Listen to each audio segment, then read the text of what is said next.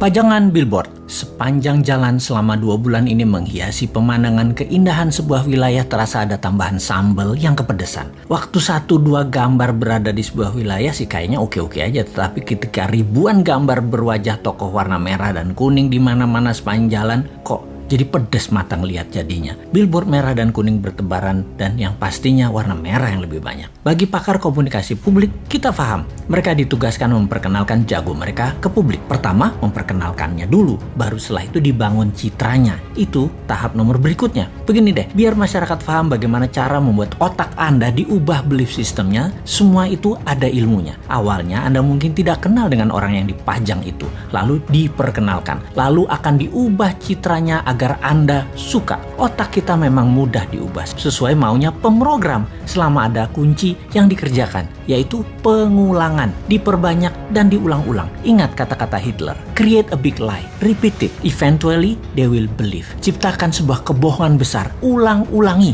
pada akhirnya mereka akan percaya. Sekali lagi, kuncinya adalah pengulangan. Jadi semua ini ada rumusnya dan hal ini bisa dipakai di produk sahabat atau di personal branding ketika Anda mau menjual diri Anda, apapun tujuannya. Salah satunya ingin jadi presiden. Rumus dasar promosi changing belief ini ada 4 step, di mana pikiran manusia yang ditarget tadinya akan diubah sesuai tujuan pemrogramnya. Yaitu 1, manusia itu unaware atau tidak kenal di awalnya. Kemudian 2, dia aware, menjadi tahu atau knowingness. Ketiga, likabilitas atau kesukaan.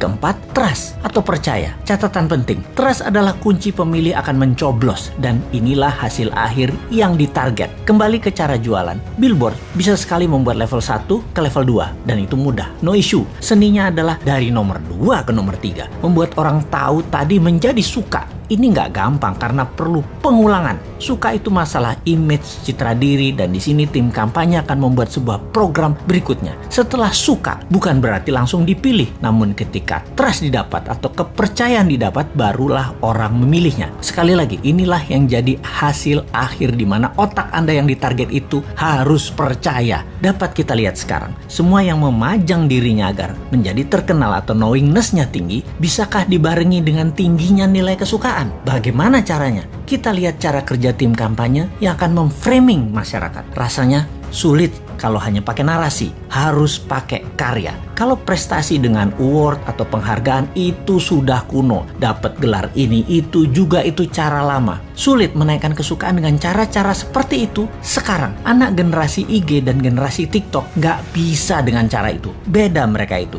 Tapi bener deh, saya menduga dulu alias beberapa tahun yang lalu bahwa di tahun 2024 nanti orang yang menang di dunia digital atau di dunia maya peluangnya besar untuk dikenal dan disukai. Namun fakta menarik, karena ekonomi tidak tumbuh seperti janji kampanye, maka dunia maya hanya bisa mencapai 80% populasi urban atau orang-orang kota dan hanya mencapai 36% di pedesaan atau daerah rural. Alias kalau di total 55% manusia Indonesia ternyata belum terjamah informasi melalui internet dan sosial media. Dalam 5 tahun ke depan dari tahun 2019 ke tahun 2024, kalau ekonomi maju seperti target pejabat negara, maka perkotaan bisa mencapai 100% manusianya terjangkau internet dan 70% daerah rural, area pedesaan dan pelosok bisa mencapai 7%. Tapi hal ini tidak terjadi. Faktanya tidak tercapai. Maka spanduk, baliho, billboard masih jadi pilihan untuk membuat nomor 1 dan 2 dalam strategi pengenalan calon. Tapi 3 tahun itu masih lama. Bahkan orang yang disukai pada saat ini